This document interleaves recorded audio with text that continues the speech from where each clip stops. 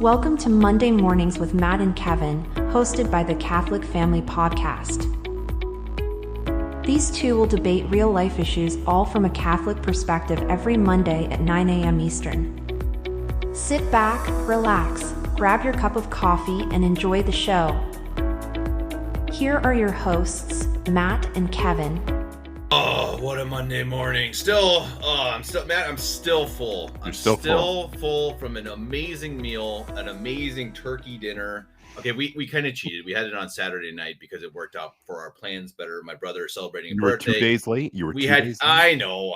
We had guests. Give me a break, man. It was still the same food, you know.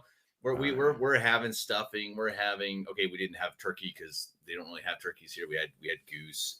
We had green beans, we had mashed potatoes, we had pumpkin pie, and it was glorious. I'm still full the next day after. Matt, I still think it's one of the dumbest takes of all time. But all the comments side with you. What is going on, man? I can't even believe it.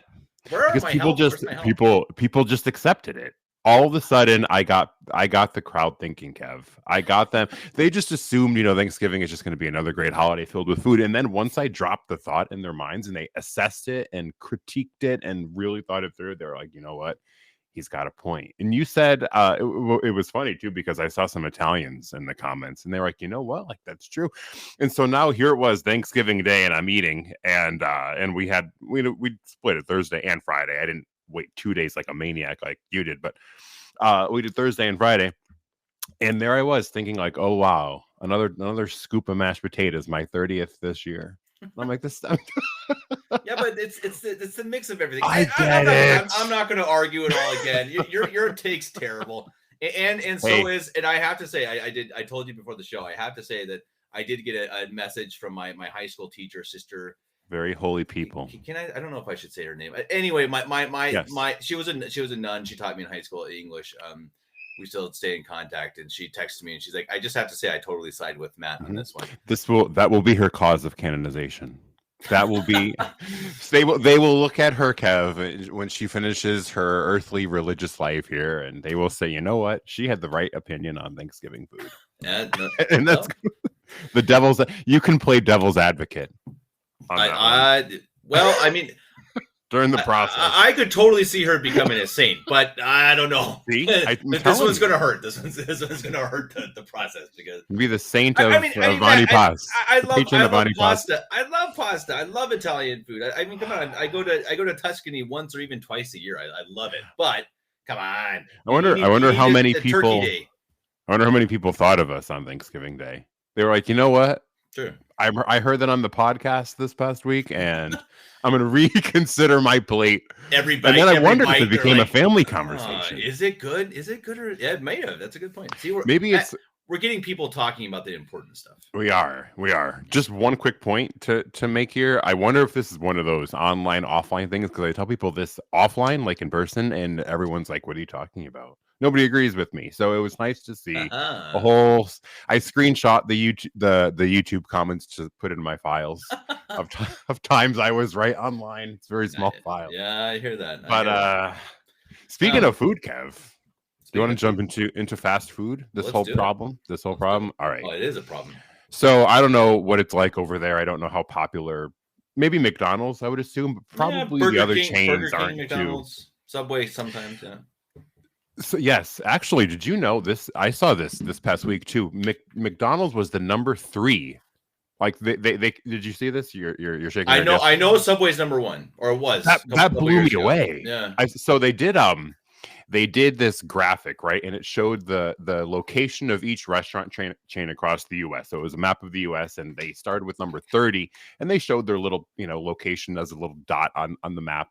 And it went all the way up to number 1. I bet so McDonald's was 3, I think it had 15,000 US locations. Subway was number 1 with like 20 something, low 20s, 21, 22,000, somewhere in that era. Do you want to take a shot at number 2? More popular than McDonald's, but not quite as popular as Subway, which I don't know. It's obviously it's not Burger King. So I guess I'll say no. Burger King was like 8. I'll say KFC. It wasn't. No, that was even lower. It's not something you would think of Okay. I'll give you a hint. You want take one more guess, then I'll give you a hint. Dairy Queen. I don't know. You're getting there. Here's my hint: strong coffee. Starbucks. Yes. Can you believe? Oh, okay. Oh, yeah, I can believe that. Now, if I don't know, again, I don't know how much what it's out there, but if you drive around, you cannot pull into McDonald's parking lot. Like, it's always packed. Subway is kind of like dead. I don't know how it's the number one fast food chain in the country, but whatever. Okay. So the study that I found, maybe people heard about this. It's a big fast food debate.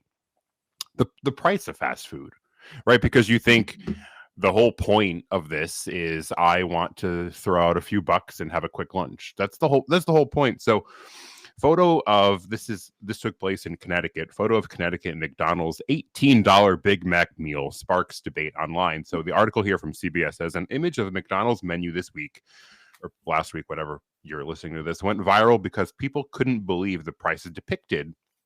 Twitter user Sam Lerner says he snapped the photo at a McDonald's located at a Connecticut rest stop. And in the photo, a Big Mac combo meal, so the burger, fries, and a soft drink totaled $17.59. Other combo meals like a quarter pounder, they were all priced at $18.99 in the photo. And on Grubhub, a Big Mac combo meal in Darien, Connecticut will set you back $21.59. Now, when I was growing up, you used to be able to toss out, I mean, I didn't pay then, but you used to be able to toss out like a $5 bill and get a burger, fries, and a drink.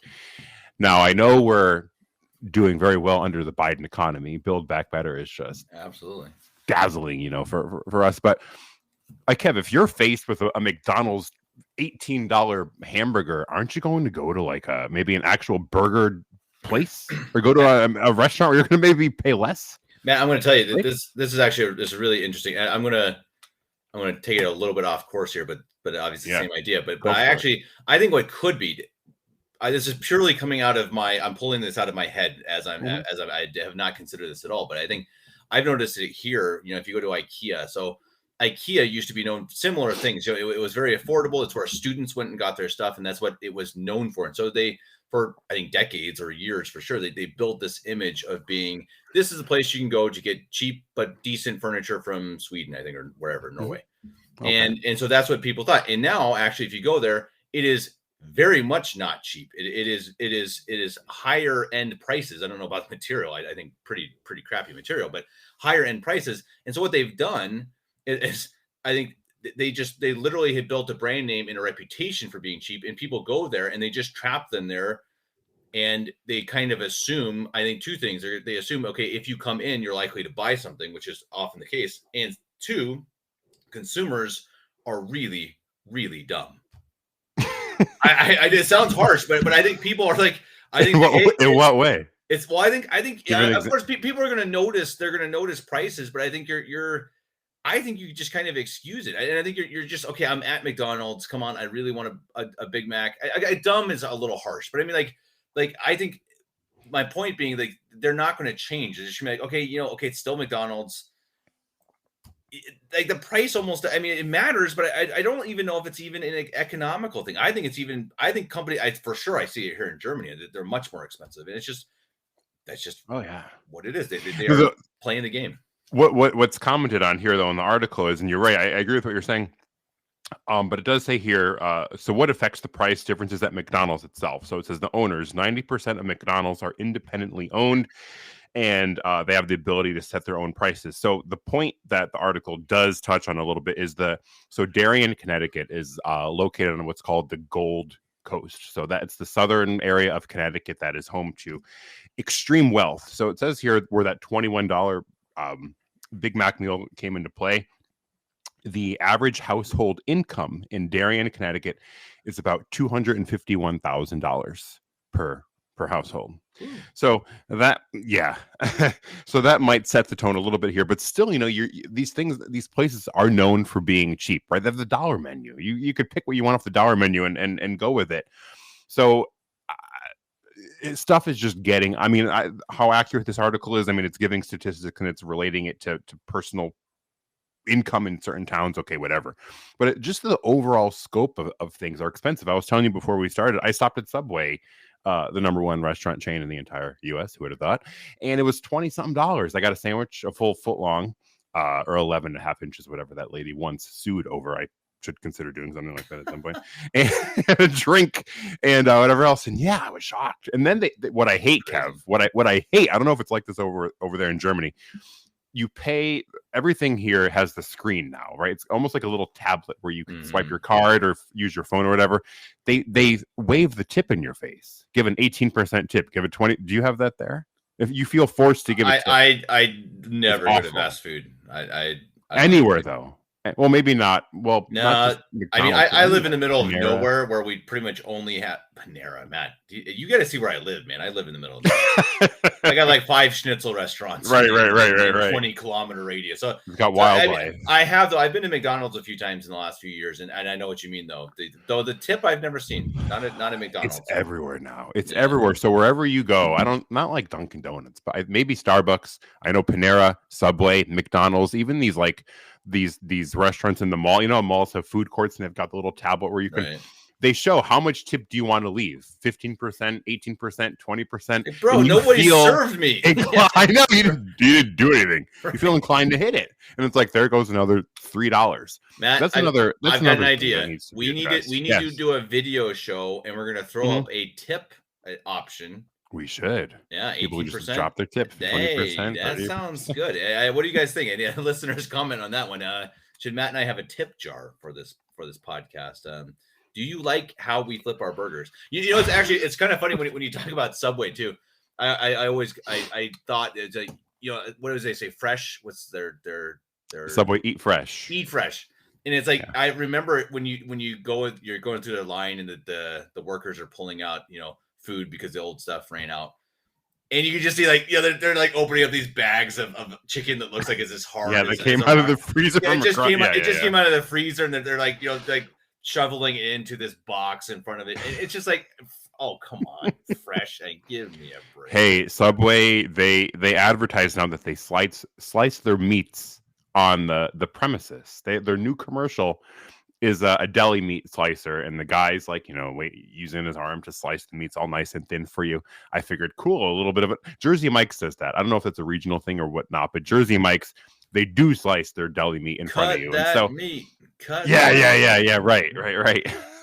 But Subway, they don't do that. They slice it there, so-called. They slice it there, and then they put it in the little tubs that they have anyway. So yeah, I used to think the same. Their tuna, I think somebody found out that it's not even tuna. It's like some weird, I don't know, fake imitation. Crazy. I don't know. That's why you need to find a good Italian wife to cook for you, so you don't have to go to these. I got a good German wife who cooks. Who likes to cook? She cooks. We both. Who likes to cook? You both like to cook. Both. Yeah. We eat good, man. We eat real good. I keep telling you, you gotta come visit us, man. I know. You're never gonna leave. You're gonna come here and you're gonna be like, oh my goodness, you're gonna food knock your socks off. Yeah. So on another note, Kev, we should jump to our other story. This has been big, and this has made its way through all kinds of media outlets. So Fox News, I think they got the article first, and then other media outlets jumped on it and shared their own data. So according to some studies, the overturning of Roe v. Wade led to an additional 32,000 births in the U.S. So since the Supreme Court overturned Roe v. Wade in June 2022, at least 32,000 babies have been born that would have otherwise been aborted, according to a new study published this month. Our primary analysis indicates that in the first 6 months of 2023, the birth rate rose by an average of 2.3% in states enforcing total abortion bans, compared to a control group of states where abortion rights remain protected, amounting to approximately 32,000 additional annual births resulting from the bans. This is the most profound transformation in the landscape of abortion in America in the last 50 years. So just a quick point here before I give a few more numbers. Somebody posted an image. It's like a soccer match or a football match, as you might call it over there in Europe, of a stadium, smaller stadium, but it's filled with 30,000 people. And just looking at that scope of, one people assembled in one place, it's crazy to kind of put that number to the actual stats. But somebody made a point, and I always forget to consider this, but it's really, really deep. Is you look at that group of 30,000 people that equates to the amount of babies that got saved from overturning Roe v. Wade, and you think, somebody posted, they were like, think of the generations that would branch out to be. You know, 30,000 people, just one of them, Kev, they could marry and have like 10 children, and those 10 children could have 10 children. Before you know, you have 100 people coming from 2. You know, if you breed like rabbits, as Bergoglio says. So it's like huge when you put that into perspective. The loss of just one life could wipe out generations and generations and generations. Now, I know Elon Musk, he posts about population rate all the time too, right? He always says we have a population crisis, we need more. It's going up, and I think, you know, this kind of touches again on our abortion bans effective, and the numbers are coming out, and it's obviously proving it to be true. Yeah, and it's one of those things too. I've seen like Andrea Bocelli, who's one of the more famous singers of all time. You know, he was blind, and I think, you know, in the womb, the doctors recommended, or a doctor, I don't know the exact story, you know, recommended that he should be aborted, and his mother said no. Of course, he was born blind, but he turned into one of the greatest singers of all time. And I think it's another one of these things that, you know, God creates obviously each one of us, you know, with the, you know, an eternal soul, you know, in the image of God. And so if you think about it, as you said, you know, the numbers are incredible. You know, 30,000 ends up being hundreds of thousands. It's amazing. Right. It's true. But then obviously, if you even think about the even bigger picture, is each soul, right? I mean, each, and obviously these babies are souls, but in each one, you snap away the chance for their, you know, the beatific vision from them. And it's a horrible thing. And think about it too. I mean, again, and we've talked about this before, but I mean, the effect that has on the woman who does it, who murders her baby, you know, and then the effect of that on her emotions and her mental state. And perhaps she would have had a couple other babies, you know, and then they could have. And so it's at 30,000. I think that's actually the countable number. But when you start thinking about how much it actually could affect the world in general, it's shocking. I mean, truly scary, terrible, horrible. Yeah. And there was a psychiatrist who, I think he worked in counseling for, I think he said over 30 years. And this statement has always stuck with me. I might have said it on the show before, but it's always resonated with me in so many ways. He said, in my 30 years of counseling and supporting women in all different aspects of their life, I have treated an enormous amount of women for abortion, whether it be depression, whether it be, you know, suicidal thoughts, whether it be night terrors, whatever. He said, never in my 30 years have I treated a woman who was somehow damaged for choosing life. So no one's ever come to me and said, I considered an abortion, but I had my child and now I need counseling. He said, it's never happened to me. But there are so many women who come to me in deep shame and despair and regret. Well, you think that you see these athletes or these, you know, singers or whatever, and you know they said this kind of the same. You know, I did end up having a baby, and maybe, you know, people said I shouldn't, and I still succeeded, et cetera, et cetera. You know, you, as you say, have you ever heard? I've never heard it. Someone exactly, you know, a star come out and say, "Oh, well, I really wish I had killed my child." You know, of course they don't say. I mean, they can't say that, but I mean, why don't we think of it that way, Matt? We don't flip it on its head. It's only ever the other way around. It's like, oh, thank goodness I had an abortion so I could get famous, which obviously is so amazingly evil on its own. But I mean, think about it the other way. I mean, really, what would you say if you had the child and hadn't been famous? Would you then come out and say, wow, boy, I wish I had killed that kid? I mean, seriously, man, that's how crazy it is. And I think these are, again, the things that people don't really want to talk about it because it's, you know, it's pretty awful. But, well, hey, yeah, you know, that's what it is. It's murder. I went years ago at this point. Well, what year is it? Maybe 10 years ago at this point. Wow. I went to, there was a big pro-life conference in the area and headlined by some pretty big name speakers. Abby Johnson was there. She's very well known in the US, former director of Planned Parenthood. Gianna Jessen, I don't know how well our listeners might know her name. She's not a Catholic, but her story is probably the most powerful and impactful that I have ever heard. First of all, she's very Maybe, yes. Yeah, She's extremely gifted speaker, so the way she delivers is incredibly impactful. But she survived a saline abortion, and her abortionist had to sign her birth certificate, and she does suffer from disabilities to this day. However, I think she's in her 40s now at this point. But she talks about just again, where were my rights that day? When you talk about women's right, where were mine that day? And if you YouTube, I mean, she travels the country. I think she has a Twitter account as well. But if you just people want to YouTube her name, again, as I said, she's not Catholic, but her story here and this issue anyway is very powerful. And I think a lot of women should listen. And she's actually the first one of all the few that I've attended where she actually calls out men, and she does so in a firm but loving way. And she goes, men, we need you to stand up and be men and defend women and defend children and stand for life. No other speaker that I've heard has said that in that kind of tone, but she really hits it. She's direct. She's very direct. So if people are interested in pulling her name up too. But these victories are huge. And I think that they are the fruit of just so much prayer and so much sacrifice, and people fasting and doing penance all on behalf of the unborn. And I think after however many decades now since Roe v. Wade, we're seeing some fruits of it. So I hope we continue to make those strides and pray, especially with our rosary, the patron of the unborn. Pray for unborn life.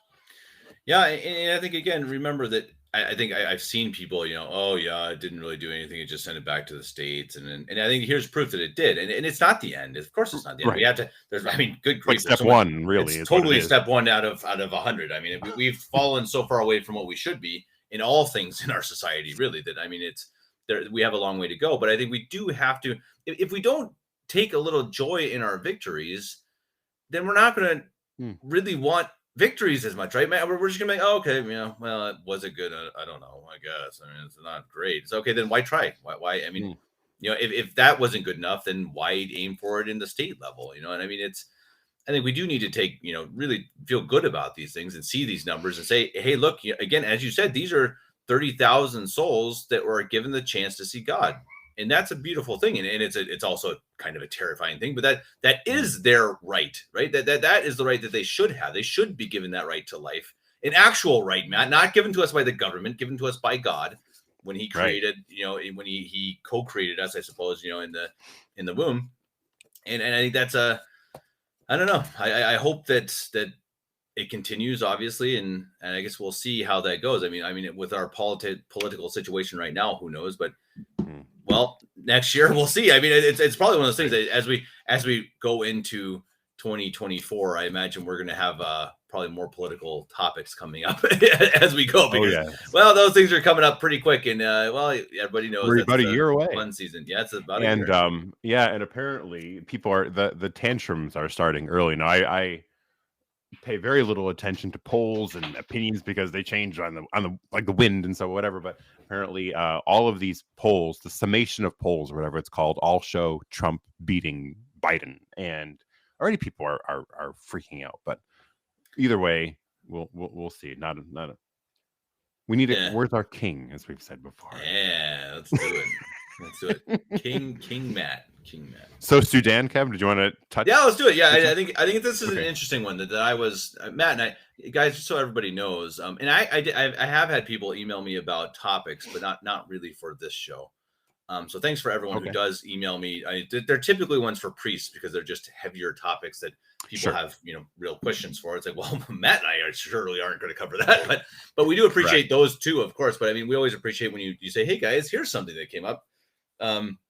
Because oftentimes I get to when we record on Sunday, and I'm like, find something quick. Matt typically does most of the work, but I try to pitch in it. So I found this one. This is pretty interesting. This is also on Fox News. Guys, we're not. I know Matt would probably say the same. We're not like these huge Fox News guys, but sometimes where else do you go? Not. Sometimes you kind of do have to go to Fox News.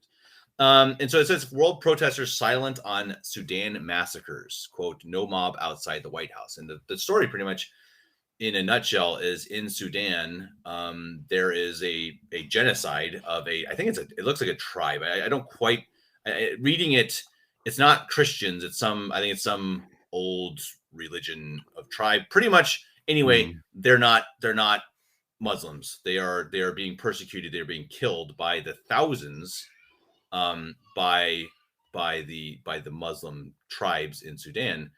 And what's crazy about it, I mean, of course, this is a horrible tragedy whenever, I mean, genocide of any people, of course, is awful. And I mean, these people don't deserve that. I'm sure most of them are completely innocent. But the interesting thing is, as this article brings up, is why is nobody talking about it? And Matt, we've seen this over and over and over again, right? I mean, of course, if anything happens in Africa or India or Taiwan, for a day, maybe it's kind of like, oh, this happened. But what about when it happens in Israel, Ukraine? Or Ukraine? And again, it's not like I'm saying those things are good. Of course not. They're horrible tragedies that shouldn't have happened, and the people who did them are murderous scum. But you go to the Fox News and you still see, so many things about Israel and Palestine. Why? I mean, why, Matt? Why is it that, Fox News itself, even though they're the ones who publish this, it's ironic.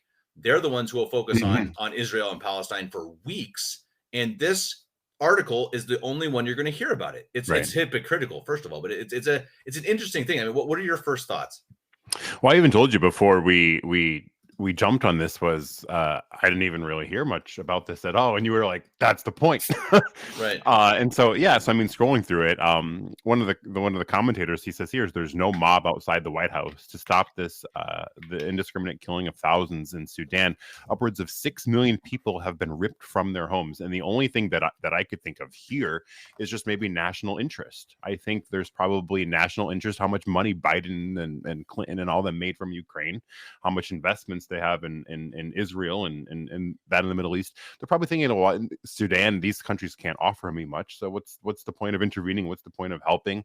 There's no personal gain for me. So I think that's really what drives politics, is not the U.S. as some police dog that's looking to do good around the world, as some people try to paint the picture out to be, but just personal private interest. I mean, even like the whole scandal with Obama and the laptop, and how much money was being flooded in from those situations in Ukraine. They're all doing personal private business for themselves, hundreds of millions of dollars. So they get so rich. They probably can't make anything. There's no interest here, I don't think, in Sudan. I don't think there's any resources or whatever that can come into mind off the top of my head that would stroke a conflict. And what's funny is the White House, where did I find it here? The White House didn't make a statement after they were kind of forced to. Let me just see. It was something along here. It is. A State Department spokesman told Fox News Digital after the release of the article, the United States is deeply concerned and appalled by the escalating violence and human rights abuses in Sudan. And that was it.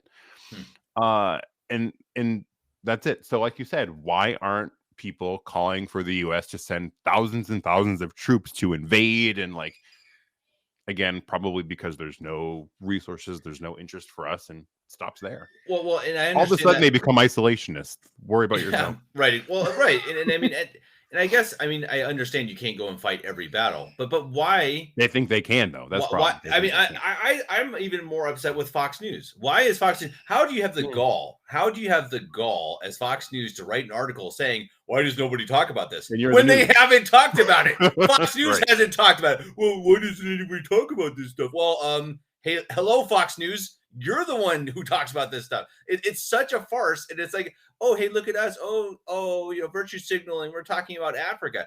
Yeah, you don't care. And I mean that. So why does Fox News cover Israel and Palestine for months, and they'll talk about Sudan for a day? And I mean, I think that's an interesting question, because it's like growing race. Sorry, maybe. I mean, is it because they're black? I mean, I don't know, Matt. I mean, it could be. I mean, is it because of interest? Is it because more people know of Israel? People are more likely to be interested if you see something that says Israel, Palestine. But I think that's only because they make it so. I mean, why am I more interested in someone in Israel than I am in someone in Sudan?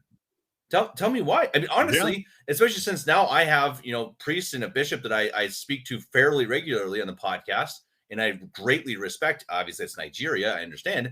But I don't know anybody in Israel. So I personally feel more connected to, Africa, I suppose, a little bit. And again, it's because the media has a reason. There must be a reason. So is it just because of clicks? Is it because, is it racism? Is it because the government tells them not to cover these things? I don't know. I think it's a really interesting thought. And I wonder what our funding is too. Like, obviously, you can look up how much money we just funnel from taxpayers' dollars over to all these countries. And like you said, probably Sudan is not that big.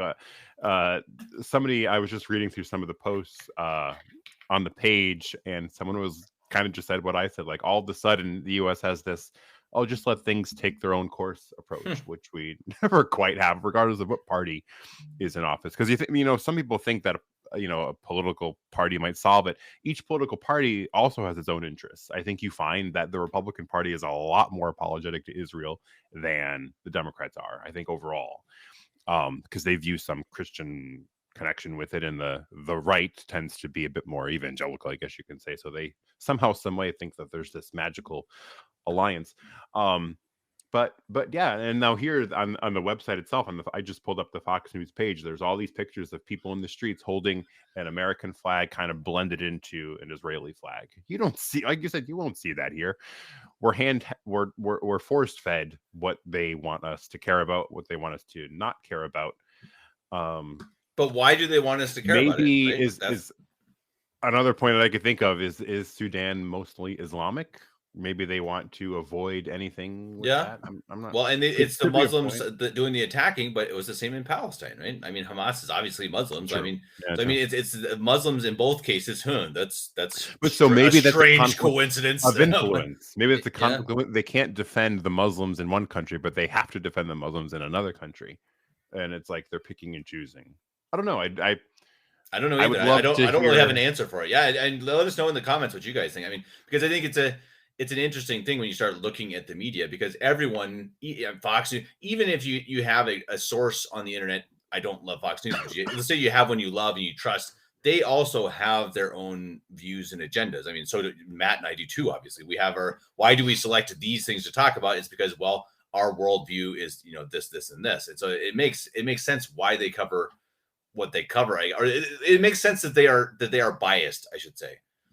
But then I think it's good to question, okay, why are they biased? Why are they covering Israel Palestine and not Sudan?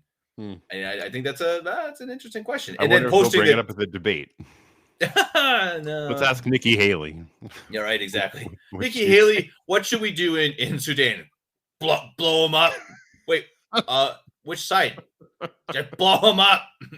War hawk. Yeah, she is a war hawk. Yeah, I gotta say, I don't really know what to think, and I'm disliking politics altogether. But Vivek, is that even his name? Vivek, something like that. Yeah. He's witty.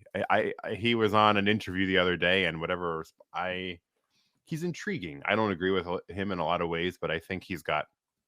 I don't know. I'm curious. I would be curious his answer with this. He seems a bit more, I guess you could say, level-headed when it comes to foreign policy. A lot of the Republicans are typically, I remember in 2016, the carpet bomb was like the phrase used. They just can't wait to just fly an airplane over and just release however many missiles and all that. But I think Vivek kind of has a more stable foreign policy approach. I'd be curious if this is ever a thing. Maybe we could submit our question, Kev, as if those questions are not planted. They never are. They're totally honest and fair and random. It's like reality TV, right? I mean, it's always real. Of course. No, it gets real, man. Come on.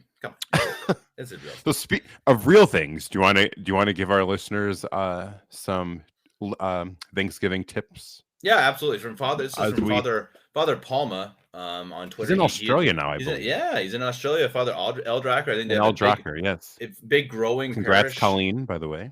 Yeah, congrats. She got married. I don't know if you saw that. Friend of the show got married. Yeah. Yes. She has been on. She has been on here. He's down. Father Palma is down in Melbourne. They're also actually they're really hoping for help in support to their project of looking to build a church and to just kind of start something bigger. And something definitely that I know Matt would be with me in supporting that. So maybe if I remember, I'll try to attach a link to that Sure. Yeah, what is it? PayPal. Go fund me.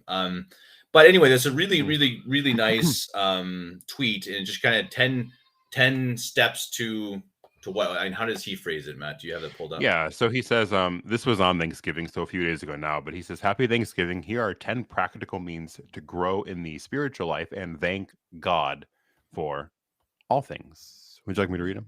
Absolutely. Okay. So this is on Twitter in case anyone wants to go read the tweets that I'm gonna, or the one tweet that I'm gonna read here. So number one is, I think this is important for all of us, and I sometimes have a hard time with it, but he makes it number one, so it must be a priority, is have a rule of life with fixed times for rising, praying, and retiring. I don't know about you, Kev, but how many times I have thought to myself, I'm going to wake up and I'm going to say a rosary, and then it becomes, I'll do it before lunch. And then before you know it, it's like 11:20 p.m. and it's like, I have 40 minutes left to get in my rosary before it's the next day. I have done that, and I'm sure I'm not alone. So, well, and real quick, try to have those 6 times. Real quick too, as a parent, it's even more important, and it's something I totally struggle with. I mean, terribly struggle with. But if you can set your kids as much of a structure and schedule as you can, they will be the happier for it. Kids love structure. Again, we think they don't, but they do. They need it. They crave it and they want it. So give it to them and start with, you got to start with yourself. Yeah. Number 2, meditation. Converse with God interiorly, 15 to 30 minutes daily. Just a quick point on that. In her book, Interior Castle, I believe it's in, Teresa says that if you meditate 30 minutes a day for 6 months, you will have a completely different spiritual life. So just a point to make there. Number 3, spiritual readings, 15 to 20 minutes daily. Number 4, a daily examination of conscience before going to sleep. Review your thoughts, your words, and your actions. Number 5, keep attention to daily duties. Stay focused on the duty at the moment, which is very important too. I think sometimes, especially in today's world with cell phones and all that attached to our hip, it's very important to lose the task in front of us. So keep that in mind. Number 6, penance and mortification. 3 to 4 little penances daily. Keep the will of God in control. I think it was Father Ordich, who I found on YouTube a lot. He says even small things like if you're at a luncheon and they put out a tray of cookies, I think this was his example, and they have chocolate chip cookies and vanilla cookies, and you like chocolate chip cookies, take a vanilla one to do a little act of penance for yourself. It's not even eating a cookie. You wouldn't think eating a cookie is an act of penance, but just that slight, I want the chocolate chip, but I'm going to go with the vanilla, is just a little self-denial that counts and that matters all in the eyes of God. Hey Matt, 7, maybe next Thanksgiving you should eat some turkey and stuff as my penance. Here's a scoop of string beans. Again. Number 7, practice the presence of God. Unite with God's presence throughout the day. Fervent communions with devotion. Make frequent spiritual communions throughout the day. You can find that prayer online if you just Google spiritual communion. I think it was maybe St. Alphonsus Liguori who said that if you make a spiritual communion, it could be almost as efficacious as truly receiving. So very important. Number 9, frequent confessions. Try to go once a week or at least twice a month. Repent in the will before confession. That's very important too. Have I always like to do a little examination and some prayers, kind of ignite that fervor, ignite that sorrow, that contrition before you go in. That way your soul is properly disposed.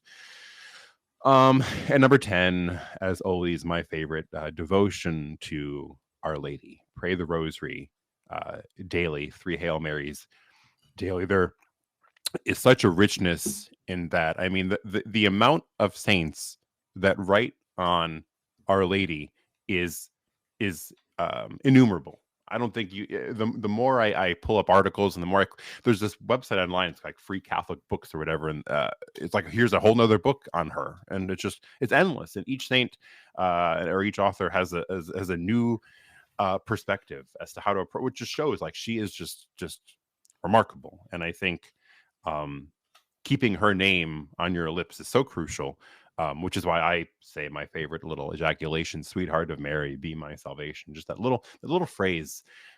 She loves those glances towards her throughout the day. So those were 10 tips from Father Palma. And today, as we were saying before the show, Kev, the Monday the 27th, Our Lady of the Miraculous Medal. is the feast today. So wonderful day to have a little Marian devotion. 100%.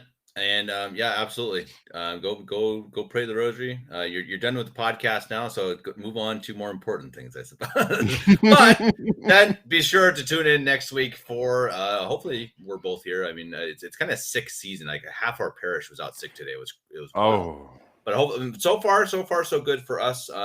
I've remained healthy though. We're something to knock on. Usually you're a little vulnerable, Kevin. Last winter I was sick all the time. But so far so good. So let's see how that goes. But anyway, hopefully we'll be back next Monday. If you like the show, please like, share, subscribe, and especially comment. We really like when you guys. It's fun to read, yeah. And that's really for this show. Obviously, it helps the algorithm. That's true, but we really like to hear what you want to say because the show is a lot more of our opinions. It's kind of talking about. We talked about fast food. So tell us what you think about fast food. We enjoy that. Don't agree with Matt about Thanksgiving, but anything else, someone please do what they want. Someone please come on here and tell me they like Thanksgiving because I need a little bit of a support here. Anyway, Matt, as always, it's been fun. I'll talk to you next week. Make the world Catholic again.